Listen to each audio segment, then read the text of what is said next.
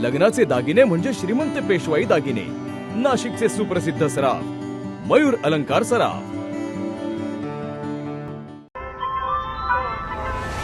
ताज्या बातम्यांसाठी नाशिक न्यूजच्या YouTube चॅनलला सबस्क्राईब करा आणि बेल आयकॉनला प्रेस करा।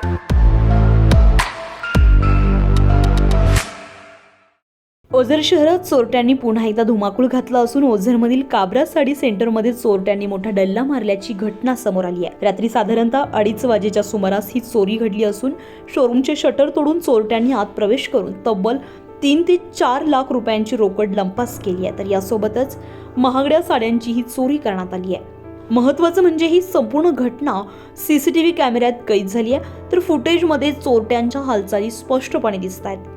पोलिसांकडून सीसीटीव्ही फुटेजच्या आधारे तपास सुरू असून चोरट्यांचा शोध घेण्याचे प्रयत्न वेगानं सुरू आहेत। मात्र या घटनेमुळे ओझर शहरातील वाढत्या चोरीच्या घटनांबाबत गंभीर चिंता व्यक्त केली जाते, कारण एकाच महिन्यात चोरीच्या तब्बल 3 घटना घडल्यानं नागरिकांमध्ये भीतीचं वातावरण निर्माण झालंय।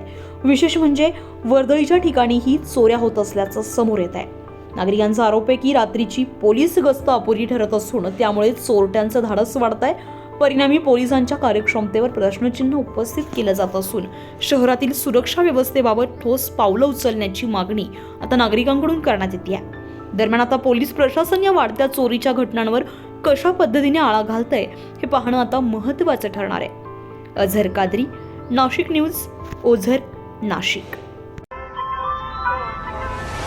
ताज्या बातम्यांसाठी नाशिक न्यूजच्या YouTube चॅनलला सबस्क्राईब करा आणि बेल आयकॉनला प्रेस करा।